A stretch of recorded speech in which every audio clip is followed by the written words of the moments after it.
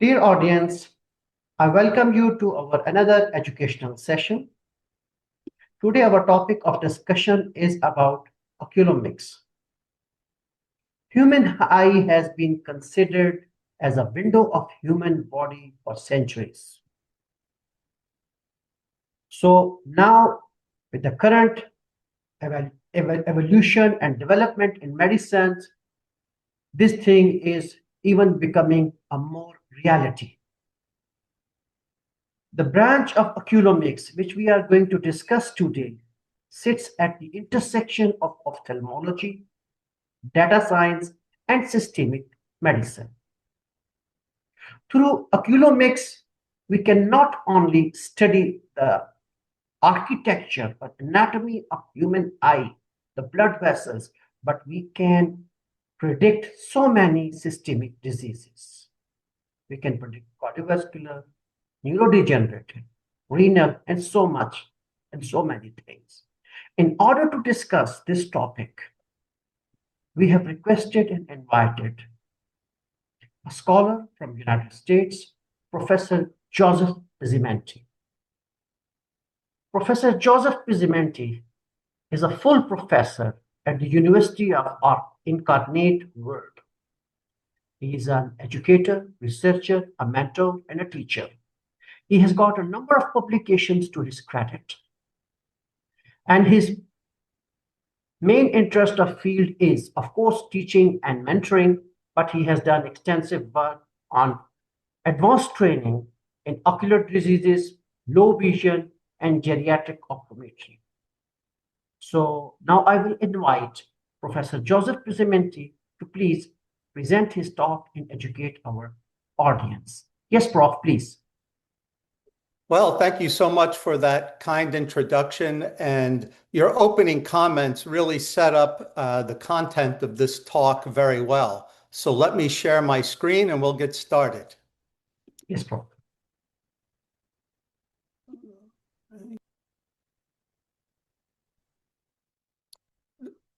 So the question is whether oculomics is the future of healthcare. I have no relevant financial relationships to declare. And our goal is to provide current and clinically relevant information about this emerging field of oculomics.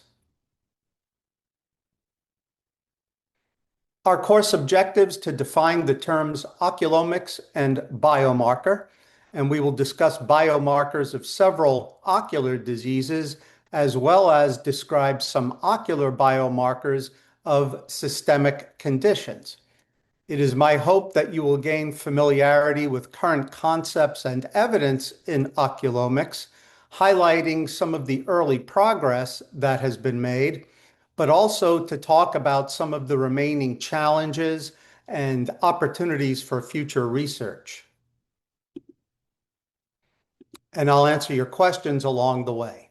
So the language of healthcare, we have these terminologies that have emerged in the public health literature, and I just want to go through them. First of all, the term precision medicine, and this refers to customized or individualized medicine that is specific to each person and not what we call a cookie cutter medicine. And then we have social determinants of health, and these are non-medical factors that may influence a person's health. And then we have value-based healthcare, and this is healthcare that centers on patient outcomes and how well we as clinicians can improve those outcomes. And then there is integrated healthcare, which is team-based and interprofessional, spanning across several healthcare fields. What then is oculomics? So this term refers to the study of the eye as a window into overall systemic health, examining the association between ophthalmic biomarkers and systemic health versus various disease states. The development of oculomics has been accelerated by three major advances. They are the availability and widespread adoption of high-resolution, non-invasive ophthalmic imaging, what we'll refer to as the hardware of oculomics, the availability of large-scale studies to investigate associations, and we'll refer to this as big data. The development of novel analytical methods, including, of course, artificial intelligence, what we refer to as the software of oculomics. But remember that more data is a double-edged sword because more data means that that is more information that doctors need to consider and to go through on each patient. And so we are living in a world of data overload. And AI can be helpful in order to help us sort through all of that data. And so this slide represents oculomics. Again, the study of ocular tissues, primarily the retina and the optic nerve, in order to gain information about the patient's health, and this includes coronary heart disease, and it includes other vascular conditions such as hypertension, hyperglycemia, and the like. It includes diseases of the liver and the gallbladder. It includes chronic kidney disease as well as diabetic kidney disease. And it also includes neurodegenerative conditions that affect the brain, such as multiple sclerosis, Parkinson's, and Alzheimer's disease and dementia. And so the term oculomics was first introduced in a 2020 publication by Wagner and colleagues. The authors suggested that the eye can serve as a window into the health of the whole body. And we knew this because we've been looking at the retina for many years, and that can help us to diagnose and monitor various systemic diseases. With advances in technology and research, oculomics has extended beyond simple observation, and now we are beginning to be able to dive deeper into the intersection of imaging and big data, which is healthcare informatics, and artificial intelligence to identify ocular biomarkers of systemic disease. And so as we look at a diabetic fundus on the right, the eye is the only part of the body where both neurologic and vascular tissues can be viewed directly and simultaneously and in a non-invasive manner. So we have truly an awesome opportunity. And so I like to think of us as a bunch of ophthalmic Sherlock Holmeses looking for signs of various types of systemic conditions. The term biomarker or biological marker are indicators that signal risk of disease or the presence of existing disease or progression of disease. The term biomarker is a subcategory of medical signs, and these are objective indicators that are observed from outside the patient that can be measured accurately and reproducibly. So a good biomarker can be measured. And so the National Institutes of Health defined a biomarker as a characteristic that is objectively measured and evaluated as an indicator of normal biology or pathology or a response to a therapeutic intervention. Examples of biomarkers include everything from pulse and blood pressure to more complex laboratory tests, including C-reactive protein and angiotensin converting enzyme. And the key issue is determining the relationship between a given measurable biomarker and relative clinical endpoints. So as I mentioned, the ideal biomarker offers a cost-effective, non-invasive, real-time method for systemic health screening, in this case through ocular evaluation. There's even an AI-generated method of using retinal vessels in order to determine a patient's biologic age. And so the terminology of oculomics is relatively new, but the concept is not new, going back to 1851 and the invention of the direct ophthalmoscope, which then eventually led to the rise of retinal imaging. And retinal imaging gives us qualitative links between the eye and systemic disease. And then began the digital revolution. And we began to use quantitative measurements of retinal biomarkers, which enable large-scale epidemiologic studies.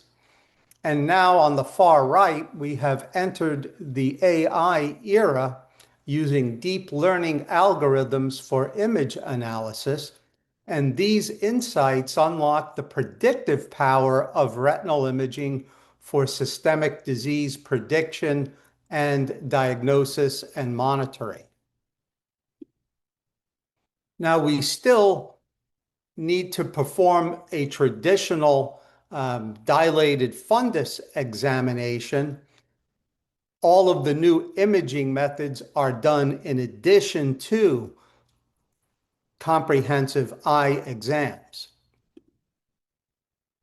We'll take hypertensive retinopathy as an example. The evolution of retinal images and dilated retinal exams in hypertensive retinopathy over time, from simple observation to more advanced imaging technologies that measure blood vessel caliber, for example. So the digital age has enabled what we call quantitative oculomics. In 2004, a system was used to measure blood vessel diameter. In 2010, another system was developed to measure various retinal vascular parameters. And on the far right, here we have artificial intelligence, which has enabled in 2020 the first FDA-cleared AI eye screening system for diabetic retinopathy. And this has enabled rapid and automated analysis of retinal images, focusing on the relationship between the eye and systemic conditions. And so I want to invite you to share some questions, but also wanted to show you some images here of myopic maculopathy, in which we have a highly myopic eye, and we have almost a schisis-like formation here, myopic traction maculopathy. And then on the far right, using myopia, high myopia as an example, we have retinal tears and lattice degeneration as ocular biomarkers of high myopia.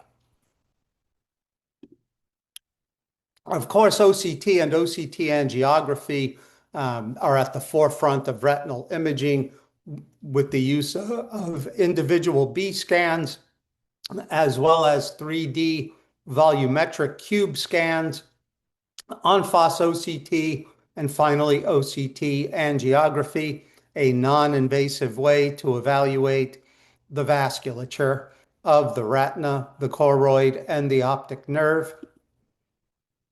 And so from the year 2000 to the present time, OCT and OCT angiography have really come into their own. We can put it on a historic timeline with fundus photography in the 1920s, and then eventually OCT and OCT angiography.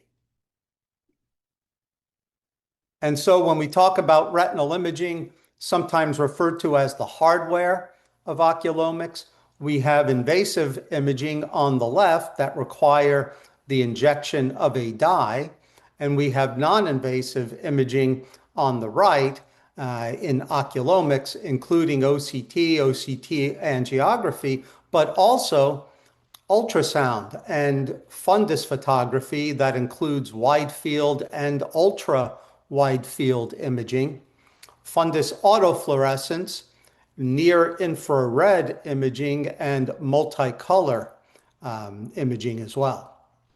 So it's more than just OCT. AI is the software of oculomics with machine learning and deep learning neural networks that are used in order to analyze data. And let's move on to some biomarkers of ocular disease first, okay?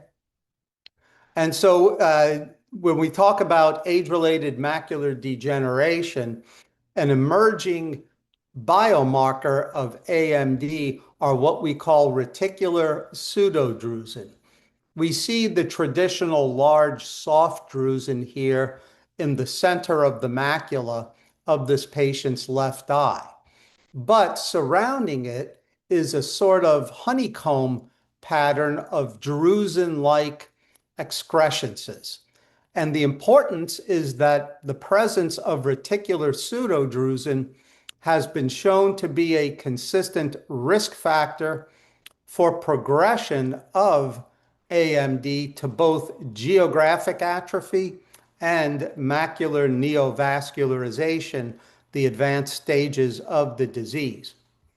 If we look at our OCT of the same eye, we can see some soft drusen here, but we also see these finger-like projections that begin in the pigment epithelium but extend into the photoreceptor layer, and these are the reticular pseudodrusen, and they could be measured, as well as choroidal thickness can be measured. And it has been shown that in AMD, the choroid tends to be unusually thin. And so we can measure choroidal thickness. Now, the choroid should be approximately the same thickness as the overlying sensory retina. And in certain areas, as you can see, the choroid is unusually thin. So a couple of biomarkers of AMD, including reticular pseudodrusen and choroidal thickness. Again, more reticular pseudodrusen right here that we can see.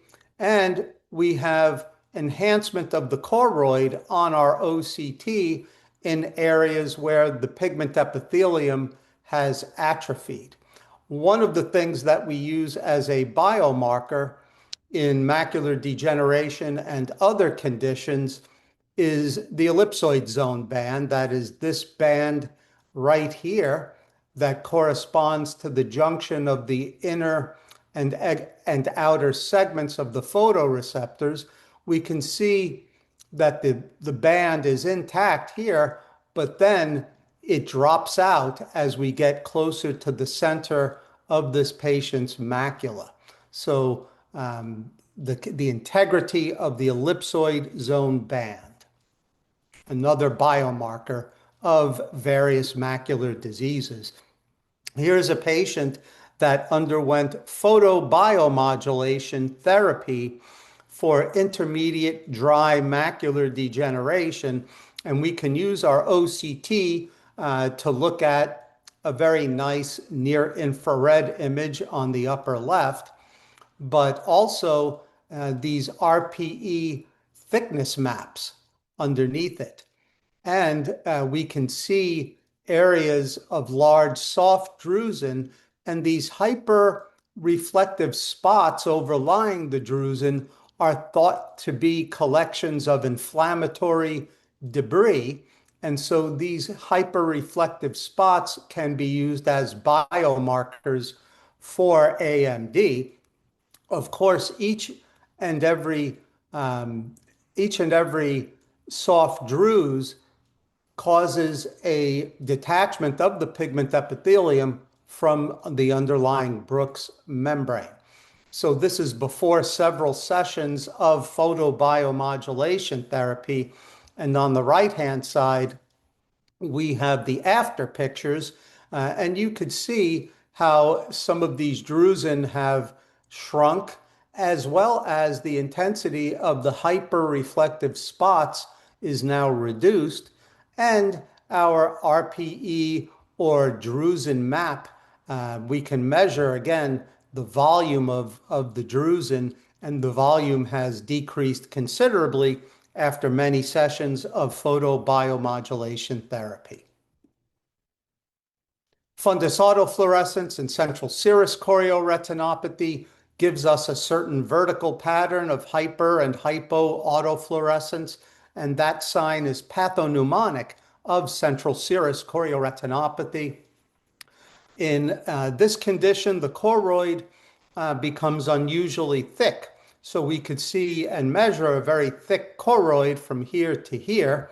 We've got our subretinal fluid, a very shallow zone of subretinal fluid. And we also want to note what we sometimes refer to as the shaggy photoreceptors, and you could see them here projecting downward toward the pigment epithelium. These shaggy photoreceptors are a sign of chronicity in central serous. It tells us that the serous detachment has been there for a while. Now let's talk about ocular biomarkers of some systemic conditions. Starting with hypertensive retinopathy, so we have focal narrowing of the arterioles, and we have arteriovenous nicking. And so these are early biomarkers or early ocular signs of hypertension. And then these superficial retinal hemorrhages are characteristic of leukemic retinopathy, especially the white-centered hemorrhages, such as these Roth spots, as they are called. In diabetes, we have OCT angiographic signs that range from an enlarged foveal avascular zone to neovascularization on the optic disc and elsewhere on the retina. And sometimes we need to manually manipulate the slab of tissue that is being studied. For instance, if we just bring these two yellow lines downward by a few microns, we can so clearly see the neovascularization in our OCT angiography. And this is part of the challenge of oculomics, is that OCT and OCTA are not yet completely automated. And so that is something that needs to take place in order for oculomics to become a reality and to realize its potential. Let's talk about neuro-ophthalmology. And so we have common other systemic conditions that present in neuro eye disease. I'm going to focus on giant cell arteritis and multiple sclerosis today. And so here's a patient of African descent, a woman in her late 40s with hemoglobin SS disease, presenting for an annual eye examination. Her visual acuity in the right eye is 20/30, and in the left eye it's excellent at 20/20. The DFE and the anterior segment looked relatively normal, but on OCT, we can see some splaying of that fovea in the right eye. The left eye has a normal foveal morphology with a normal shaped foveal depression. It's a bit flattened in the right eye. And if you compare the central macula of the right eye to the left eye, you can see that it is significantly thinner. And this shows up on our 9-zone thickness map, where we can actually measure retinal thickness.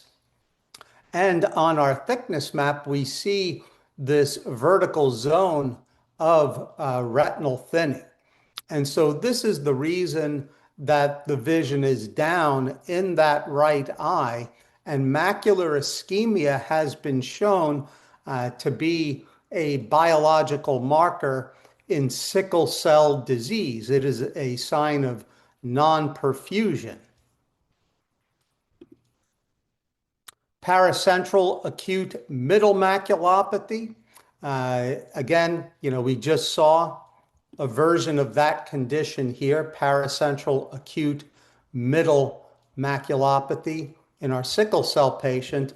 But the authors of this paper found that the same condition is a relatively specific sign of temporal artery biopsy positivity in suspected giant cell arteritis. So if you suspect, based on ocular findings, let's say it is an arteritic anterior ischemic optic neuropathy, this coexisting condition known as PAM, P-A-M-M, is a highly specific sign that the temporal artery, if biopsied, would be positive. So OCT represents a non-invasive biomarker that can support early therapeutic decisions in suspected cases of giant cell arteritis. Other biomarkers in giant cell include jaw claudication as a symptom, C-reactive protein less than or greater than 2.45, neck pain and scalp pain as additional symptoms, and an erythrocyte sedimentation rate greater than or equal to 47. And we can see this clinical sign of pale swelling of the optic disc. 90% of all cases of optic neuritis are due to multiple sclerosis. And so most cases of optic neuritis in multiple sclerosis are retrobulbar. So they occur behind the optic disc. So we don't see the optic neuritis initially on our fundus exam, even though the patient's vision is decreased and they may have an afferent pupillary defect, color vision defect, and visual field defects. In a minority of cases, about 30% of the time, optic neuritis does present with a swollen disc that is non-hemorrhagic. So some OCT findings in multiple sclerosis. An acute optic neuritis was associated with retinal nerve fiber layer thinning and ganglion cell complex thinning of 20 to 40% at 3 months. Also, thinning of that ganglion cell complex occurs over time in multiple sclerosis, even in patients who do not suffer an optic neuritis. Biomarkers like the retinal nerve fiber layer thickness, the ganglion cell complex thickness, low contrast visual acuity, and a vision-specific quality of life survey, these are all now incorporated into MS clinical trials. This is a 31-year-old woman with a 10-year history of relapsing, remitting multiple sclerosis, visual acuity about 20/20 in the right eye, 20/20 in the left eye. If we look very closely, we can observe some temporal pallor of the optic nerve in both eyes. It is very subtle in the left eye, a bit more pronounced in the right eye. But in terms of measurable biomarkers, here is our retinal nerve fiber layer thickness. And we can see that this temporal zone is affected when we look at the peripapillary retinal nerve fiber layer thickness, more affected in this patient's right eye than in the left eye. So thinning of the retinal nerve fiber layer and increased visual evoked potential latencies are present in multiple sclerosis. Here's a case of another patient with temporal RNFL loss. So visual and OCT biomarkers of disease activity may be present in MS. Now, who will use oculomics? The answer is everybody, especially optometrists and ophthalmologists, but other physicians as well. This is what the future will hopefully look like with, the intersection of retinal imaging, big data, and AI, resulting in expanded research and validation and an understanding of systemic diseases. Rapid gains in imaging have been wonderful. AI and healthcare informatics are all encouraging. And so Oculomics holds immense promise. It is a novel, non-invasive tool for assessing a vital organ health through the eye. It may replace expensive invasive testing, allowing for early diagnosis and intervention. And so hopefully we are looking at an Oculomics future of healthcare. However, the challenges are considerable. Standardization across the various platforms for OCT and fundus imaging, data security and privacy, infrastructure, operation and workflow, cost effectiveness and reimbursement issues. Who is going to pay for Oculomics? Data infrastructure advancements like 6G networks will be required. The future research opportunities are very broad and have great potential, especially efficient pre-screening for clinical trials. A lot of things still need to happen in order for Oculomics to become a reality. We talked about automation, full automation, complete automation of retinal imaging. And retinal measurements are still affected by things like image quality and artifacts. And so there are limitations, and we need faster, more scalable, and fully automated tools. And all of the healthcare providers need to be educated on Oculomics. But the big requirement is going to be communication and collaboration among healthcare professionals. So Oculomics, right now, it's more of a catchy buzzword, but it is one that reflects the fact that the eye is an extension of the brain and the central nervous system. And we are beginning to see with AI how we can transform and interpret ophthalmic information and apply it to the rest of the body. And so the eye offers a uniquely accessible view into systemic health. And thank you for spending your time with me. I think we have a couple of minutes for discussion. So I believe you have some questions, yes? Well, Prof, thank you very much for it. It was a very interesting presentation, and you highlighted something very important about this field. Just one thing, Prof, I want to know that can Oculomics reliably predict cardiovascular diseases, myocardial infarction, stroke, with accuracy to change the primary rate care management, or is still inferior to QRISK or Framingham? Yes, we're probably still, I'm thinking, 5 years away from being able to reliably predict some of the conditions that you are talking about. We talked at sort of the last 5 minutes of the presentation about some of the challenges that are ahead, and they are considerable, but we're still, this field of oculomics is still in its relative infancy. Um, However, I do think that the potential is there to be able to reliably predict those things. And so it's not quite ready yet. Well, when Prof, you talked about a number of biomarkers. Can these biomarkers validate the standard gold standard systemic test, for example, comparing retinal microvascular changes with 24-hour coronary blood artery pressure or coronary artery calcium scoring?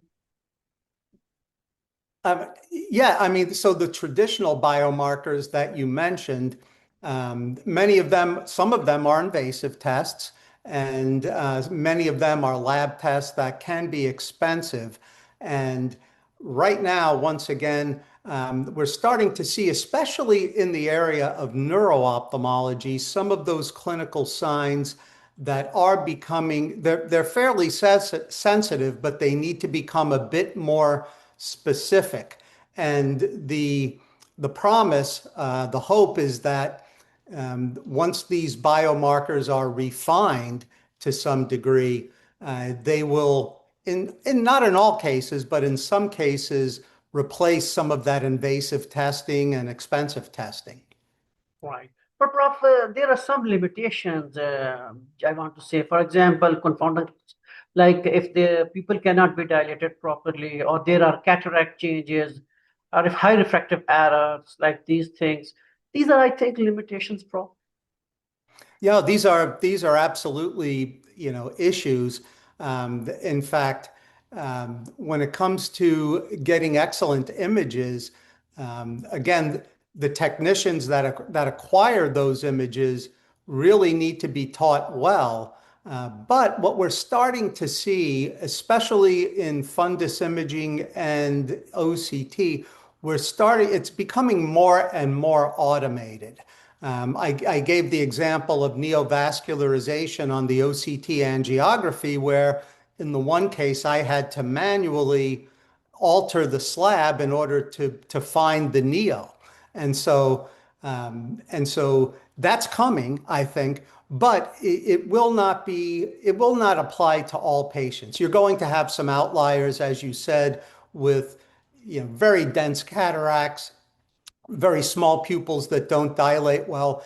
And so there will be limitations, even when oculomics is fully developed. There will be some limitations that may prevent getting excellent images in all cases. And Yeah. so, yeah. Prof, what about we know false positive and false negative tests. A physician who is monitoring all these things and going for oculomics to diagnose systemic diseases through the retina, through the eye, he Mhm. should be on his toes. What do you suggest to them? Yes, again, so I think we're going to see um, more physicians trained as generalists. In fact, so we already see many eye care practitioners becoming much more adept and much more in tune to what is going on systemically. And I think that will continue. But likewise, we need to teach primary care physicians and internists and endocrinologists a bit more about the eyes. And so the object is for some of these tests, some of these biomarkers to become not only sensitive, but much more specific going forward. And again, this is where AI comes in because AI holds the potential to sort through all of that data and to help us determine what is relevant and what is non-relevant. It will not take the place of a clinician. AI is not going to replace a Right. good a good historian, a good diagnostician, a good clinician, but used properly, it can be extremely helpful in helping us sort through all of that data. As we mentioned, we're living in an age of data overload when you consider all of the information that we collect from our patients today compared to 20 years ago. Yes, bro. Prof, Oculomics is all about prediction and prevention, of course, of course. But when we talk about progression of diseases, for example, if Yeah. a patient, I'm talking practical aspects, because this Yes, will yes. go to the physicians. If I'm seeing a patient with chronic heart disease, ischemic disease, or the patient Yeah. has chronic renal failure, he comes to me and I am doing examination, doing all images, OCT, OCT angio, photographs, all these things. I know this is, of course, as you mentioned, this is in infancy and it is the process of evolution. But how frequently we, the physicians, what are your recommendations, Prof? We should go for this imaging in these patients for the progression of the disease, Prof. Oh, that's an excellent question. The ability to follow the disease progression over time, and especially the patient's response to the therapy. And so maybe the best example that we're already seeing is in neurodegenerative diseases, in particular multiple sclerosis. So I have begun to use some of those some of those values, the ganglion cell complex thickness and the retinal nerve fiber layer thickness, especially in the temporal aspect. I have begun to use some of those in patients who are being treated for MS and including some of that information in my reports back to the neurologist. Okay, so this patient has progressed significantly in their thinning of the temporal retinal nerve fiber layer. Despite your best efforts, is there any treatment that can be added? Or the opposite, things are very stable in terms of the ganglion cell analysis over the last 12 months. Things are very stable. The patient appears to be responding very nicely to your therapy. And so I think we're going to see it more and more. Certainly, we could begin to do that with diabetes and diabetic retinopathy. I think we could actually begin to do that right now. Perfect. Well, Prof, this is, as you mentioned, it is just a beginning of a It is. journey. And who knows, Prof, maybe after 10 years, we will be having fellowships in Oculomics. More and more subspecialists will come in That this specific field. Who knows, Prof? It's the beginning of a journey. It was a pleasure talking to you, and you always educate our audience. As far as Prof. Oculomics, I have been in this business of medicine for the last 30 years.